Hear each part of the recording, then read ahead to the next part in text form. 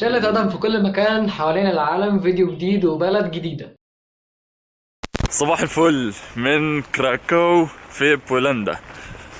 وصلت بدري جدا، وصلت على الساعة مثلا 7 الصبح، وكانت الجو برد شوية، فقعدت في محطة القطر، وبعد كده رحت رايح على الهوستل، حطيت شنطتي وخدت دش، وركبت اتوبيس ساعة ونص للمكان اللي انا فيه دلوقتي.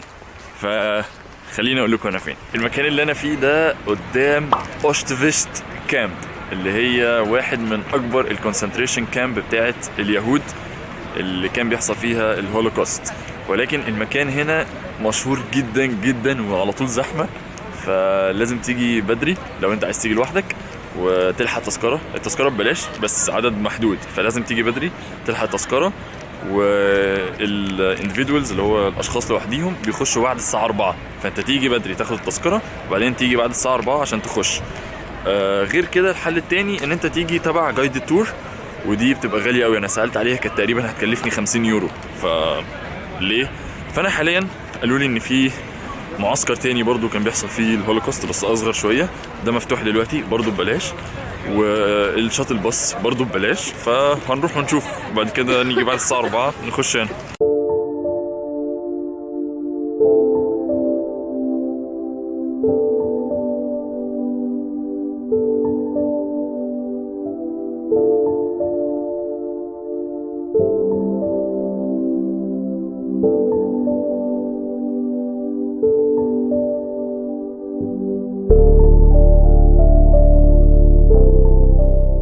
في الحرب العالمية الثانية ألمانيا احتلت بولندا، وفي سنة 1940 قرر النازيين ان هم يجوا المدينة اللي احنا فيها دلوقتي دي، اللي كان اسمها اوسيوزم، ويحولوها لمعسكرات وسجون. وفعلا حولوها لسجن، وبنوا اول سجن اسمه اوشويتس. وبعد كده الالمان راحوا قرروا ان هم يحولوا اسم المدينة لاوشويتس على اسم الكامب. وكان في الاول بيسجنوا المعارضة السياسية البولندية، وسجنوا تقريبا اكتر من 700 معارض بولندي. وبعد كده واضح ان عجبتهم القصة النازيين، وابتدوا يسجنوا اي حد وكل الناس، يسجنوا الجيبسيز، يسجنوا المعارضة الالمان، يسجنوا البولنديين، ويسجنوا جنسيات تانية، ويسجنوا اي حد بيقبضوا عليه في الحروب ضد السوفييت مثلا. فما شاء الله الموضوع كبر معاهم وتوسعوا في السجون، وبدل ما بقى فيه اوشويتس 1 بقى فيه اوشويتس 2 و3، دول الاساسيين، وفي 40 سجن او كامب صغير. اللي احنا فيه دلوقتي ده يعتبر اوشويتس رقم 2، واللي هو اسمه بريكاناو. وبعد كده في 1942 قرر هتلر او النازيين القضاء على كل اليهود اللي موجودين، وحولوا كل معسكرات اوشويتس ان هي تبقى للقضاء على اليهود. الحته دي كانوا بيستقبلوا اليهود اللي لسه جايين، ويبتدوا يقسموهم على الكامبات يمين وشمال على حسب بقى هو راجل ولا ست ولا طفل. اللي ورايا ده كانت المعسكرات اللي بيحطوا فيها الستات سواء يهود او غير يهود، وكل مبنى كان ليه رقم عشان يحدد اللي هيحصل في الناس اللي مسجونين جوه المعسكر ده. فمثلا كان في مباني بيحبسوا فيها الستات اللي هتتقتل عن طريق غرف الغاز، وفي اللي كانوا بيتقتلوا عن طريق حقن مواد كيميائية جوه قلبهم فيموتوا على طول، وفي اللي كانوا بياخدوهم للدكاترة هنا عشان يجربوا عليهم الأسلحة بتاعة الحروب لحد ما يموتوا منهم.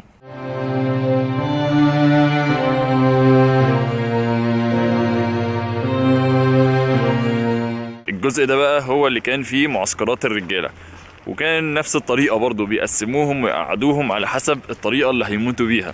ولكن كان في فرق، ان هو كانوا اول ما بيستقبلوا الرجالة كانوا بيقسموهم نوعين: نوع خلاص هيتقتل لان صحته مش قد كده، ونوع صحته يعني كويسة كانوا بيشغلوهم جوه الكامبات.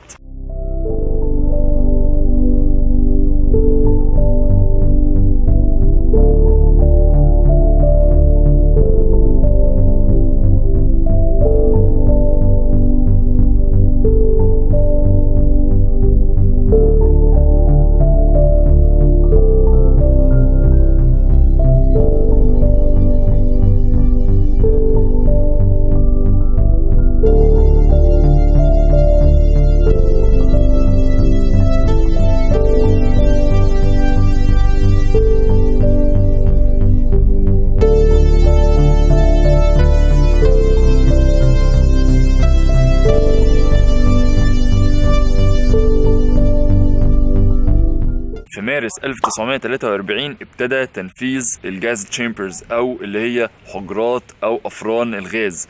فبقوا بيجيبوا الناس ويحرقوهم احياء جوه افران الغاز. ومش بس كده، ده يعني بصوا الاهانه، كانوا بيخلوا الراجل او الست او الطفل يقف هنا يقلع هدومه وياخدوا منه الهدوم عشان كانت ساعتها غاليه، ويخلوه يمشي كل ده بنفسه عريان يخش جوه فرن الغاز عشان يتولع فيه. يخرب بيت الدماغ المريضة اللي تخلي واحد يعمل كده الصراحة.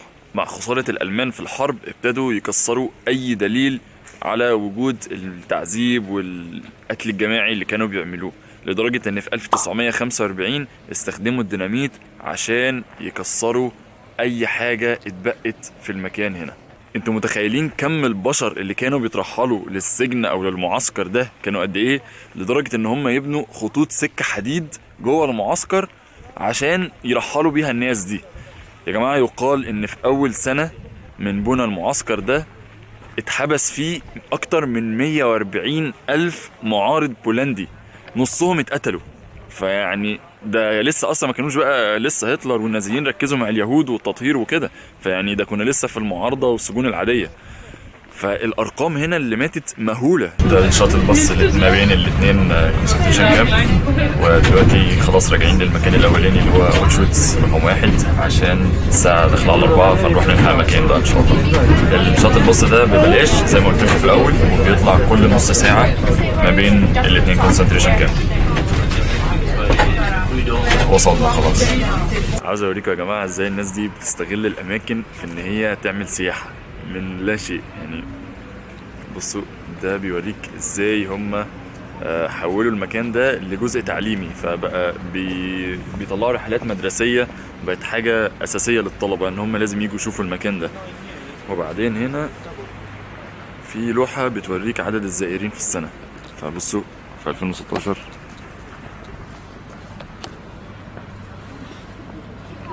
في 2016 بصوا معديه ال 2 مليون زائر. المكان ده بس معدي ال 2 مليون زائر في السنه، في السنه الواحده تقريبا. يعني ده سياحه دوله كامله تقريبا في المكان ده بس.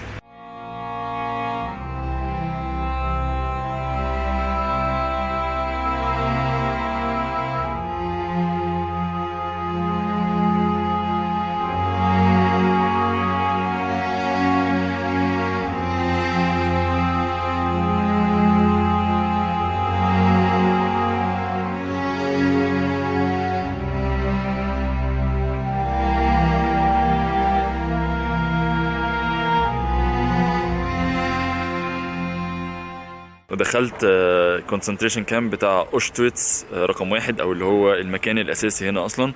وفي المكان اللي ورايا ده كانوا بيعاقبوا الناس. بيعاقبوهم على ايه؟ هم اصلا كانوا بيشغلوهم زي ما انا قلت لكم في بعض الاعمال، يعني حفر، شيل حاجات، الكلام ده طبعا اعمال تقيله جدا. فكان اللي ما بيقدرش يعمل الشغل ده كانوا بيجيبوه هنا ويعاقبوه. وكان في كذا نوع من العقاب، يا اما انه يتجلد مثلا وهو لازم يعد عدد الجلدات بالألماني، فلو اتلخبط في أي عدد بيتعاد تاني العد من الأول. يا إما الناس اللي كانوا عايزين يهربوا أو بيتعاملوا مثلا بيحطوا خطة لانقلاب أو أي حاجة بيشكوا فيهم، يعني كانوا بيوقفوهم هنا ويضربوهم بالنار يقتلوهم. أو كان في نوع تاني من التعذيب إن هما كانوا بيحطوهم في زنازين صغيرة جدا يفضلوا واقفين في البرد من غير ولا اكل ولا شرب لحد ما يموتوا من الجوع. المعامله في المكان هنا كانت بشعه جدا. يعني اولا الناس بيحطوهم كوم جوه السجون، بيسيبوهم في البرد من غير لبس تقيل. يعني بعد سنه من لما اتعمل الكونسنتريشن كامب ده ابتدوا بس يدوهم لبس تقيل. قبل كده طول السنه دي كان في ناس بتموت من البرد. يعني انا لابس كل اللبس ده ولسه مش في عز الشتاء وبردان، فما بالكم بقى ناس يا عيني بيناموا على الارض كذا واحد جنب بعض، لدرجه ان هو بيقولك ان الناس كانت بتنام على سيفها كده على جنبها ما يقدرش يتحرك. وفي ناس كانت بتفضل واقفه لان مفيش مكان. غير طبعا نوعيات الاكل، ما كانوش بياكلوا اي حاجه فيها بروتين ولا اي حاجه فيها فيتامينات ولا اي حاجه مفيده للجسم. بالعكس ده كانوا بيشربوهم كميات قهوه كبيره جدا عشان يخلوهم يشتغلوا لساعات اطول. ده غير طبعا بقى الحاله النفسيه ان هم كانوا شايفين المباني اللي ورايا دي بيعلقوا عليها جثث الناس اللي حاولت تهرب، بحيث يكونوا عبرة لأي حد يفكر في ان هو يهرب.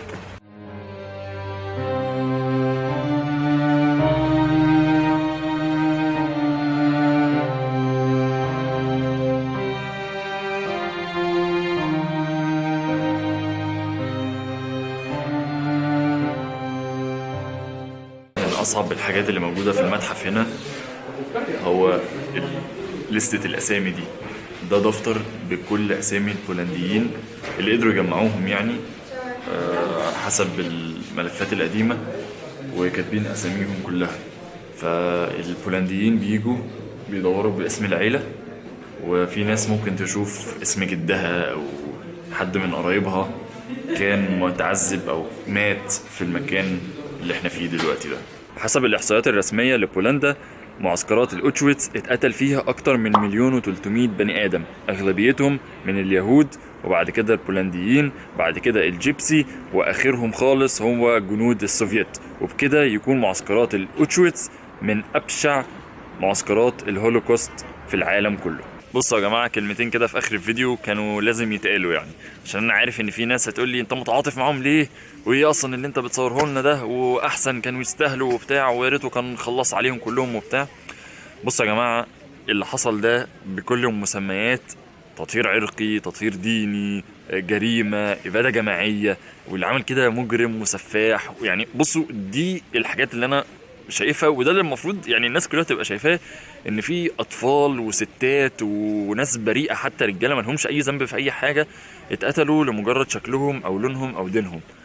فيعني محدش يقول لي انت مش شايف دلوقتي الصهاينه بيعملوا ايه في فلسطينيين وفي المسلمين وفي المسيحيين، واحنا شفت العرب على التاريخ عملوا فينا ايه والكلام ده.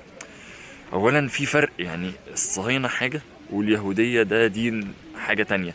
وبعدين حتى لو هم فيعني ديننا اصلا ما بيسمح لناش، ولا ديننا ولا الانسانيه حتى يعني يسمحوا لك ان انت تقتل ستات واطفال ورجاله كبيره. وحتى لو هتقتل يعني راجل في حرب، انت ما بتقتلوش في حرب، انت بتمثل بجثته وبتحرقه. ويعني الحاجات دي كلها يعني ولا هي دينيا صح، ولا انسانيا صح، ولا بالعقل يعني ده الناس مريضه والناس تعبانه في دماغها. فكان لازم اقول الكلمتين دول عشان يعني متوقع شكل الكومنتات اللي هتبقى تحت. فبس يعني ربنا يصلح العالم يعني اللي احنا فيه ده، ويخلصنا من العالم المجانين اللي ما بيخلصوش على مر التاريخ دول.